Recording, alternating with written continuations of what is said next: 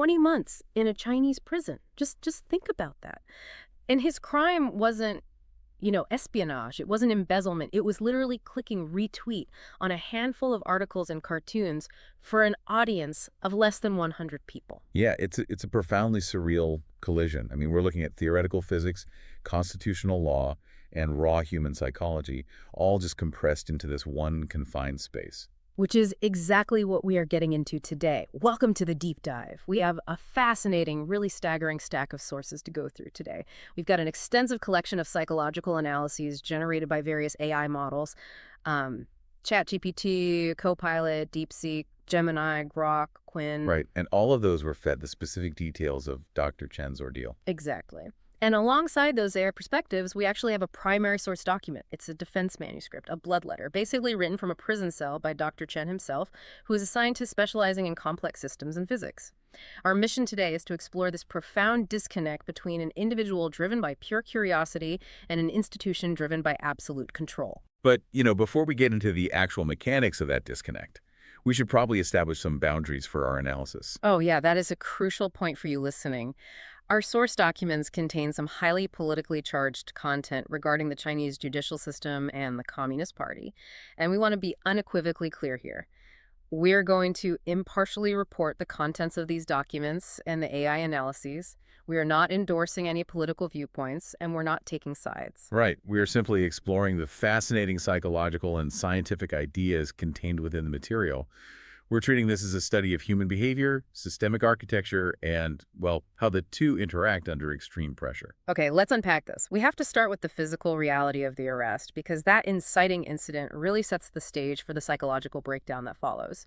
So, according to the sources, Dr. Chen, a man with a PhD in physics, has his home raided by police. They confiscate all his devices, phones, computers, hard drives, and they meticulously comb through his social media, specifically Twitter and WeChat. Because they were looking for this digital footprint of subversion. But what they actually found was incredibly mundane. I mean, just a few sporadic retweets. There was a cartoon of a girl with an umbrella from Hong Kong, a video of a speech by Donald Trump, a brief comment discussing Huawei computer chips. And based on that tiny digital footprint, he was charged with picking quarrels and provoking trouble. Yeah, and the AI analyses actually point out that picking quarrels is effectively a pocket crime in that judicial system. A pocket crime. Right. It's like a catch-all designation. It's used to penalize behaviors that the state deems undesirable, but that, lack the criteria for specific traditional criminal charges. It's an instrument of behavioral regulation, not a measure of actual public harm. Wait, that brings in a massive question for me, and I suspect you listening are wondering the exact same thing. Yeah. If Dr. Chen is a highly educated scientist, a guy who understands complex systems and power dynamics, why didn't he just play the game? I mean, when faced with a system that can completely crush your life, why not just apologize, delete the posts, claim temporary ignorance, and angle for a lighter sentence? Well, what's fascinating here is that every single AI model we sourced, from Gemini to DeepSeek to ChatGPT, they all converge on the exact same psychological framework to explain why he refused to bend. And that is self-determination theory. Oh, okay. Yeah, it's a foundational concept in motivation psychology developed by Deci and Ryan. Essentially, it categorizes the mechanics of why we do what we do. In this case, exposes a massive, unbridgeable motivational fault line. A motivational fault line. Okay, break down how that actually works in this scenario. It comes down to the origin of the drive. The AI models diagnosed Dr. Chen as operating almost entirely on intrinsic motivation. His behavior is fueled by epistemic curiosity, like this fundamental internal need to gather knowledge, spot patterns, and understand the world. He also has a really high need for autonomy, meaning his actions have to align with his internal values. So when he was retweeting those scattered articles and cartoons, the act had zero political utility for him. He was just using his feed as a digital archive. He was treating that information as raw data for personal study. So to him, clicking retweet is basically the equivalent of a historian quietly highlighting a passage in a library book. Precisely. Now, consider what a forced confession demands of a mind like that. For a highly intrinsically motivated scientist, objective truth and logical consistency aren't just preferences, they are the core of his identity. If you were to stand before a judge and confess that his private research notes were actually this malicious, intentional plot to cause public chaos. He wouldn't just be telling a lie to save his skin, he would be mathematically betraying his own internal logic. Exactly. It would induce massive cognitive dissonance. It would be psychological self-destruction for him. It would just shatter his identity as a scholar. So he literally chose the physical prison over the psychological one. He did. But then, let's look at the other side of this fault line. The judicial system, the police, the prosecutors. How do the sources analyze their motivations? Well, the institutional actors operate on the extreme opposite end of that spectrum, extrinsic motivation. Their behavior isn't driven by a search for truth, It is driven entirely by external pressures and structural demands. Risk avoidance, basically. Right. Risk avoidance, maintaining absolute visible order, and fear of hierarchical punishment. In fact, the sources highlight a chilling detail about this. A prosecutor actually admitted to Dr. Chen's lawyer that they were facing intense pressure from their superiors to make this an ironclad case. Wait, hold on. The prosecutor openly admitted that the mandate from above mattered more than the actual substance of the evidence. That seems like a massive vulnerability to just blurt out. It is, but it perfectly illustrates extrinsic motivation. When a bureaucrat's primary drive is avoiding punishment from a superior, ambiguity is terrifying. They aren't trying to solve a crime, they're trying to process a quota. And the AI analyses emphasize that this motivational mismatch is exactly why all communication collapsed. It's almost like they're speaking two completely different languages. Dr. Chen is speaking epistemology and truth, while the court is speaking compliance and survival. Yeah, and when a massive system that requires total control collides with an individual who requires intellectual autonomy, dialogue is impossible. You just get the crushing weight of the institution. Which is such a brilliant takeaway to apply to your own life. Like, whenever you see a conflict that seems utterly unresolvable, maybe it's a toxic dynamic at your job, a breakdown in a relationship, or even just a political debate that goes nowhere. Look beneath the arguments and check the underlying motivations. If one side is operating purely on the extrinsic need to avoid risk and maintain control, and the other side is fueled by an intrinsic need for autonomy and logical understanding, debate is basically useless. They aren't trying to reach the same destination. The fundamental goal of the interaction is entirely different for each party. And that realization is the perfect bridge to how Dr. Chen actually fought back in court. He clearly recognized that motivational gap. He knew standard legal nuance was useless against a system seeking compliance. So he abandoned the legal dictionary and literally opened a physics textbook. Yeah, he used his background in complex systems to mathematically dismantle the state's entire premise. The transition from a legal defense to a network physics defense makes this manuscript incredibly unique. It is wild. Let me give you an analogy to frame just how absurd the state's accusation was. Accusing Dr. Chen of causing severe public order disruption with a Twitter account that had fewer than 100 followers is like accusing someone of causing a global hurricane by exhaling in their living room. That's a great way to put it. Here's where it gets really interesting. The sources detail how Dr. Chen utilized the Galton-Watson extinction theorem and avalanche dynamics to scientifically prove his innocence. Right, he took the mathematics of network topology and applied them directly to the flow of social media. The state's core argument was that his retweets caused severe, cascading chaos in the public sphere. Dr. Chen countered this by proving that his structural position in the information network made that physically impossible. He demonstrated that he was an edge node. Meaning he exists on the absolute fringes of the network graph. He's a dead end, not a central broadcasting hub like a celebrity or a major news outlet. Exactly. And because he is an edge node with a tiny, isolated following, his average branching ratio was significantly less than 1. Okay, let's make sure the mechanics of that are clear. Branching ratio is a lot like the R0 value we hear about in epidemiology, right? Yes, very similar concept. So if I have a virus and I infect 2 people, the ratio is 2. The spread is growing exponentially. But if my branching ratio is less than 1, it means most of the time I carry a virus, I pass it to absolutely nobody. The chain stops with me. That is the exact mechanism. Now apply that to information. The Galton-Watson extinction theorem mathematically proves that if the branching ratio in a closed system is less than 1, that system exists in a deep subcritical state. A subcritical state. Right. Any chain reaction, whether it's a virus or a retweet, is mathematically guaranteed to burn itself out quickly, like a fire suffocating in a vacuum. Therefore, the probability of Dr. Chen's isolated posts causing a societal information avalanche was statistically indistinguishable from 0. Wait, I have to play devil's advocate here, because the prosecution surely would. What about the butterfly effect?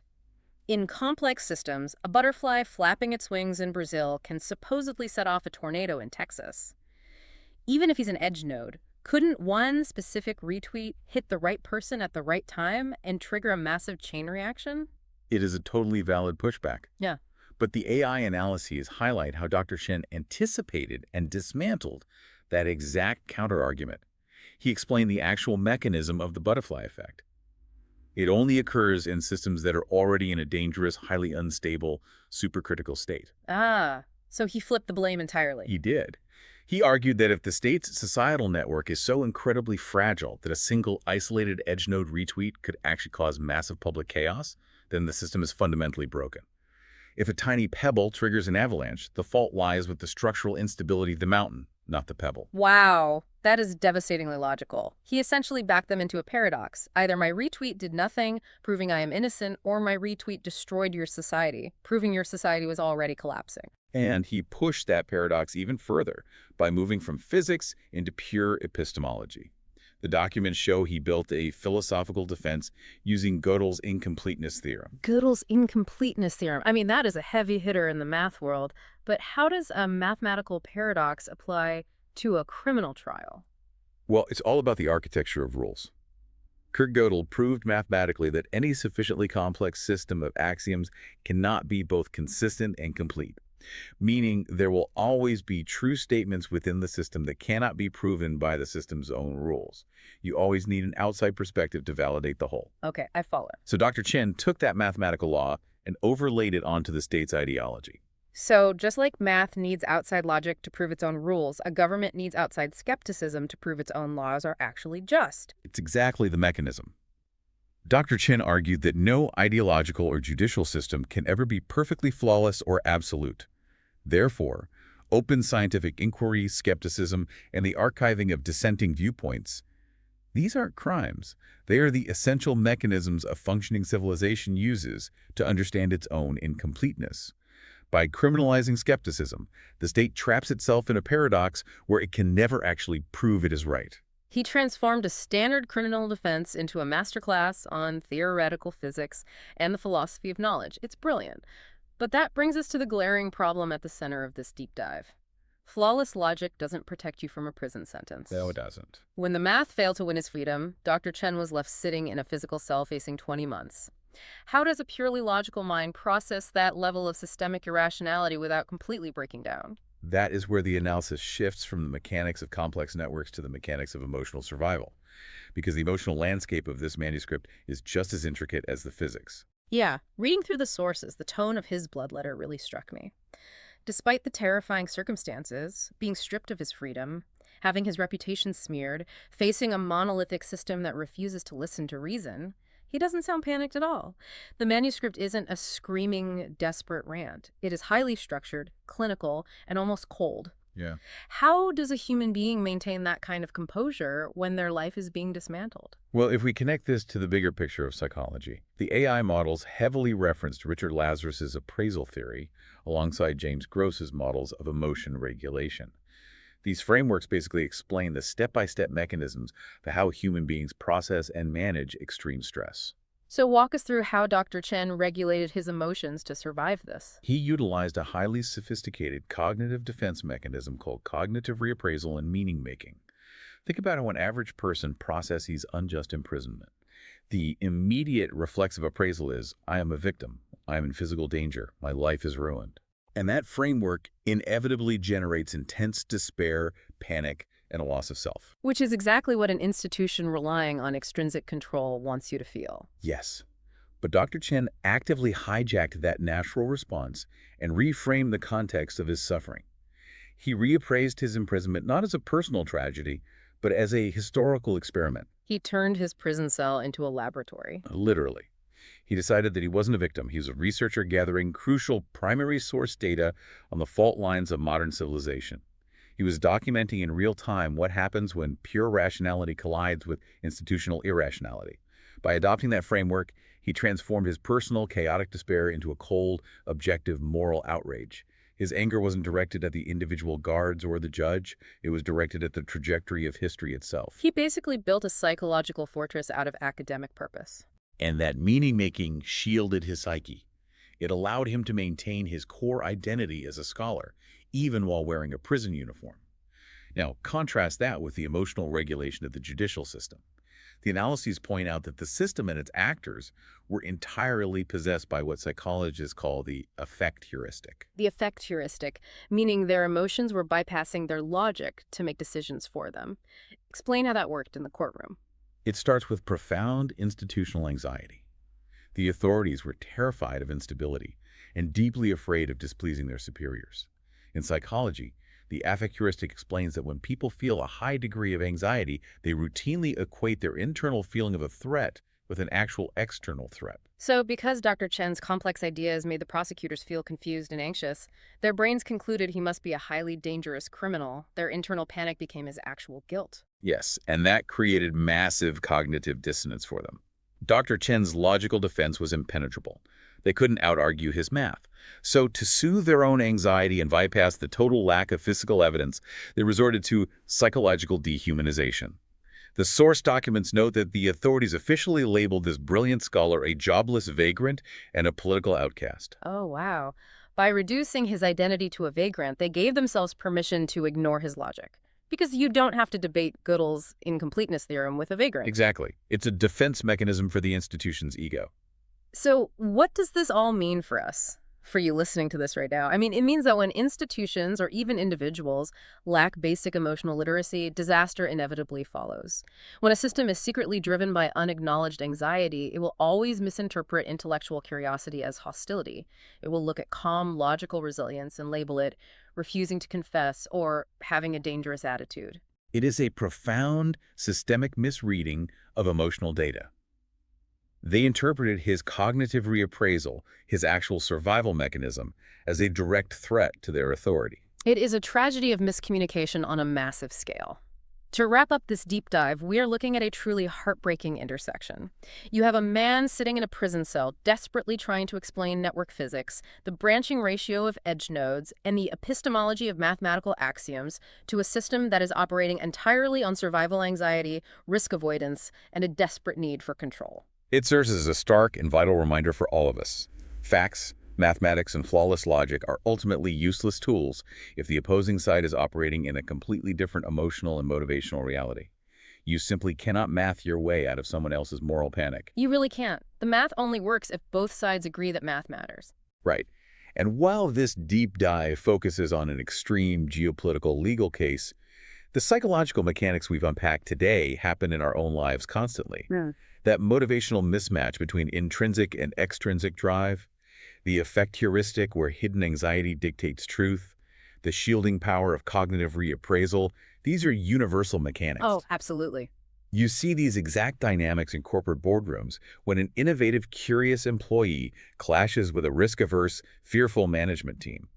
You see it in personal relationships, where one partner needs autonomy and the other demands control. You see it in online debates, where raw moral outrage completely overrides factual analysis. The scale is different, but the human machinery is exactly the same. Which brings up a critical final thought from the source documents. The AI analyses note that Dr. Chen fully realized the judges weren't going to understand his math. He knew they didn't care about the Galton-Watson theorem or edge nodes. He knew the guilty verdict was decided before he even opened his mouth. So he didn't actually write his defense for the judge. He wrote his blood letter for the future. He wrote it to be archived as a primary data point for future historians studying the irrationality of this era. It makes you wonder, looking around at our own society, how many of our own modern institutions are currently punishing people simply because the system lacks the vocabulary to understand them. Wow. And decades from now, when history reads our archives, who will look like the rational ones and who look like the ones driven by panic? That is an incredible question to leave off on. Thank you for joining us on this deep dive. Keep questioning the motivations behind the complex systems around you. And remember, just because the system insists you are causing a hurricane doesn't mean you aren't just breathing in your own living room.